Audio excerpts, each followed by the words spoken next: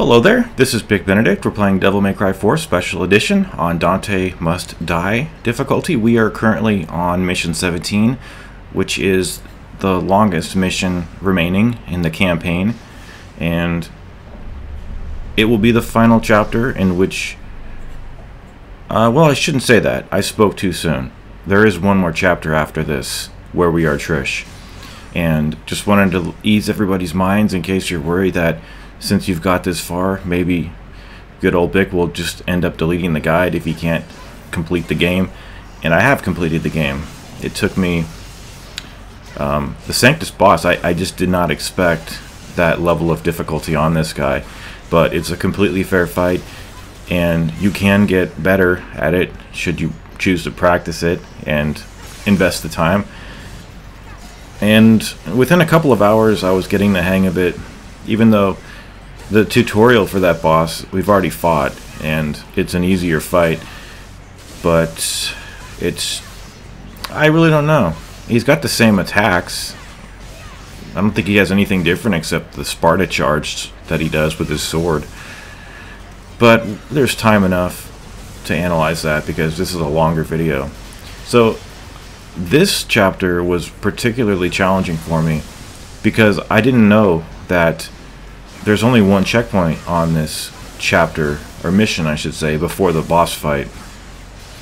They do checkpoint it right before Agnes, Ugly Agnes, but it's one of those incongruous levels where you do one fight and then they checkpoint it, and then they don't checkpoint anymore until you get to the door with the boss.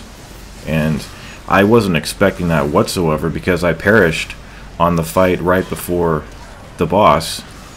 And what is that fight? That fight is Faust's, well, one Faust, two Mephistos, maybe three, and several of these Bianco Angelos. I'm not sure, but I did perish there. And I will say this: there is a lot of loot on this chapter as far as things to smash. Whenever there are things to smash, you're likely to get HP drops. See this? First try. The irony of it, there's no editing right there. I did do this level where I had that particular windmill jump edited, and then I did it again. Getting a black screen here. Hopefully it will resolve itself, and fortunately it did. But yeah, the irony of that, and maybe it isn't irony, maybe it's just that this character jumps a little bit more predictably than does Lady, because Lady has that rocket launch, that propulsion thing that she does, which it looks like screen tearing if you look at it closely. In fact, I think that's what they modeled it after, like mimic screen tearing, and that's what you get, but it isn't screen tearing. It's just an effect that they did for her double jump. So what I will say though is, like, at what point, you might ask yourself, at what point should you just start the chapter over? I would say like anytime you smash all of the boxes and like you pick like which, you know, like you have a mental decision in front of you, do you just start the whole chapter over, or do you resort to the checkpoint after the first fight? And it's generally not worth it. In fact, I would say it's almost always not worth it to start from that first checkpoint, because if you've died several times in this chapter, you're likely to have smashed most of the boxes, or all of the boxes, and all the rubble, all the benches, you know, all the signposts, all of the things that you can break, the barrels, the watermelons, everything. You know what I'm talking about, the things that's fun to smash. So I would just say, if you die post first checkpoint, just start over again, unless you haven't smashed hardly anything, because since we can't use items on this run, that's how we're going to get our HP back, those HP drops in the boxes and all the bric-a-brac. But I've never liked this fight because the Faust loves to just go through these buildings here, and throw his weapons through the building. And as you can see, I'm kind of resorting to this Pandora move here because I don't have any double trigger left and I'm trying to accrue it, and I finally have. One thing that's unfair though is if a Faust or a Mephisto gets uncloaked and they don't land on, you know, well, they have to land on something, but sometimes they land over an abyss. That's particularly problematic. But anytime they land on, like, do you see the street where we're on now? If they fall from the roof, like if they get decloaked from like the upper level and then they fall to the lower level, it counts as like a ring out and they will get back into their cloak. So I've always thought that was kind of unfair. So if you haven't taken too much damage here, make sure you save all these boxes because you can go back. In this location, after this fight, you want to go back and get the boxes that you didn't smash. So it's going to be up to you when you are doing this and assessing how much damage you've taken. So the reason I'm smashing these things is because I have taken damage and I need some of my HP back. So we're going to do this move. Many people have mentioned to me that it's a useless move, but I like the irreverent nature of it. I like the way it puts a smile on my ugly fucking face, and I like the fact that it builds style if you hit more than one of these guys. Sometimes if your style is going pretty strong, you might find yourself going up a complete level style-wise with that golf move, which is bare knuckles combo B. Y, then tap Y 5 times. 5 or 6 times, and that's more specific than the actual instructions in the skill list say, because the skill list just says Y, tap Y. What would you infer from that? Like, if you read that, I would just infer that it's 2 Ys and then you tap Y. It's those types of things that I really like. I would go through these games, like if I had any level of authority on these games, like as an employee, to go back and, you know, write up all the tooltips so that everything is explained. Make sure that there are as few ambiguities as possible, and especially on the descriptions list for the moves, have everything laid out in very clear grammatical tones. But anyway, you guys, this is fight 2 of 3. I'm not counting the first fight because we're already post checkpoint, so this is fight 2 of 3. And if you die on the next fight, you go back to the fight with the assaults and the Mephistos and the Faust. So I must never have died on that at any point, because it was just a complete shock to me to be one door away from the boss and then to get sent back to the very first checkpoint, which I honestly thought there was a checkpoint right before the fight before. Sounds stupid, but you know, the fight before the boss. I thought they checkpointed it before that. They don't. So these are actually called basilisks. We have basilisks here, and they're not too problematic. Any enemy that you want to contain, make sure you throw that round trip. It's very helpful. And after I do this guide, I will be doing my Sniper Elite V2 guide, and after that, you might wonder what may be in store for the channel. I think what's going to be in store for the channel, I need a little water real quick. Look at all these mega scarecrows and everybody just flailing in the lightning. I think I might do the Nero campaign. And today I released a video, and I'm not going to mention who it was, but my not mentioning who this was, it's not because there's any kind of conflict or anything with this person, but it was just an individual who subscribes to the channel who was mentioning that he had lost interest in the Resident Evil 5. And if he's watching, I'm sure he'll know who it is, and you know, if he chooses to say anything, that's fine. But just the bottom line, there's no hard feelings, no ill will, nothing like that. He just brought up a point that he had lost interest in the Resident Evil 5 guide because well, I'm just going to paraphrase him because so long I had taken so long to upload the guide, and the fact is the guide was uploaded, I think a couple months ago. It was finally uploaded. You guys have to realize that just because you don't see the uploads, it doesn't mean that they're not already uploaded and kept in privatized status in my menu or my account. So I would metaphorically drown if I just let everything go hog wild and didn't parcel the uploads out. You know, if tomorrow I just unprivatized everything, you know, everybody would start going hog wild. They would start just watching everything. And also, I'm going back to this fucking library policeman. Anybody know that reference?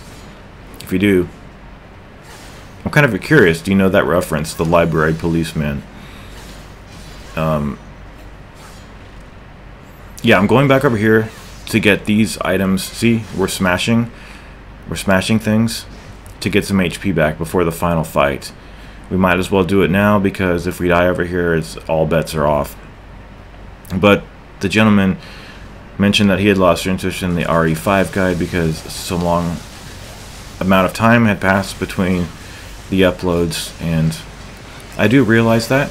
However, I am in full control of the channel. I know what I want to do. I don't have really a grand design, so to speak. However, I do realize that, you know, if too much time has passed, then I will go back to one of the earlier uploads and upload that. So I just parcel these uploads out at my own discretion, and this is not to pull like a dick move or anything by saying this, but like if that type of pacing is just not to your liking, if you want to go not even necessarily in a faster type of pacing, but just in a different type of pacing where you watch what you watch when you want to watch it, you only have to donate $20 to either my Patreon account or my PayPal account, preferably the latter, because I don't really like Patreon.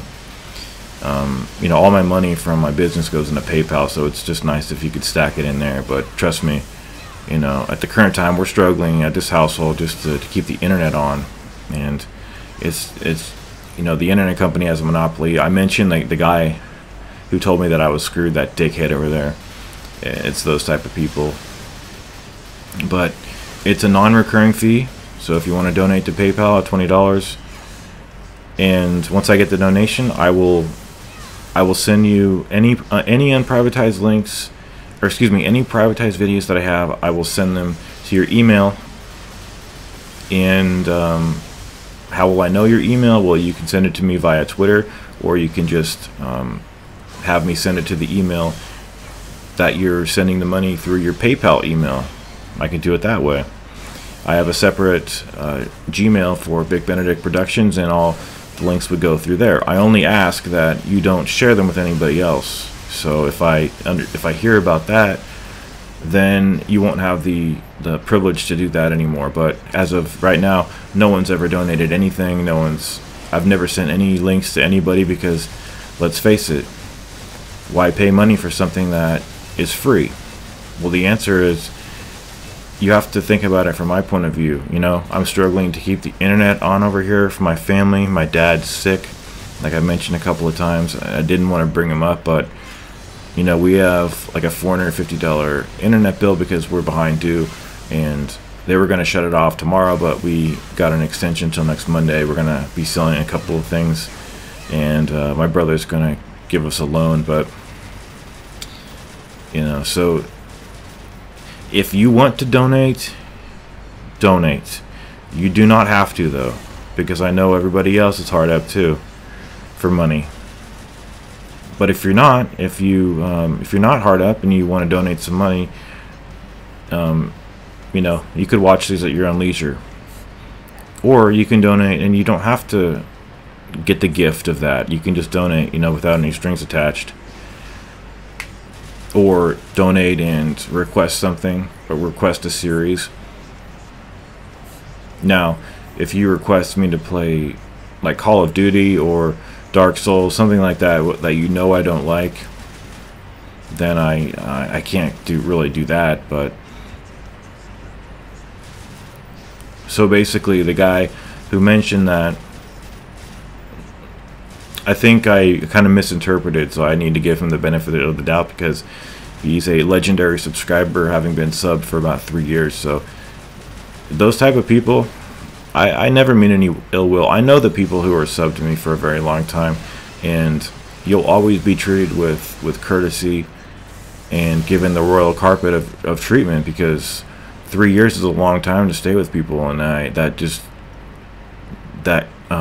it grounds me. It's so unbelievable that people stick around that long and they're just so loyal. So thank you very much. And you know, I didn't mean to pull. That's not a dick move, in my opinion, because the money acts as an incentive for, you know, for gifts and things like that that wouldn't be available. So enough talk about that sort of thing. Just do, you want to throw your sword at this guy. You want to beware when he goes into the middle, because he's going to be doing his life draining move if you don't hit him enough times. So do the round trip, keep the camera off these enemies as much as possible, do the spinning kick like this, and do the laser attack, and it really shouldn't be that bad. It's hard for this fight not to be messy. There he is, stealing my fucking HP, you son of a fucking bitch. Thanks very much. Anyway, so 3 chapters remain, you guys. The next chapter is one of a kind, I would say. Rather trollish, if I have to think about it, because it's hard to figure out how to do it if you haven't done it before. And even if you have, if enough time has passed, you may have forgotten what to do. But I'm here to help you get through it. So we haven't fought this guy as Trish yet, have we? But trust me, if you're struggling on this boss, it's a very simple matter of doing that, which takes away a ton of life, and that spinning kick. And then for the swords, you know, if they're coming at you, just hit them when they're glowing. You'll send them back, they'll recoil. When the dogs come, you can throw the round trip at them too. If you get everybody clustered, you can do other extensive combos, which I really can't go into because this guy is almost dead. But we will see him in a couple more videos, but he won't be included in the guide because we've already fought him as Lady. So I will see you guys in the next mission. Take care of yourselves.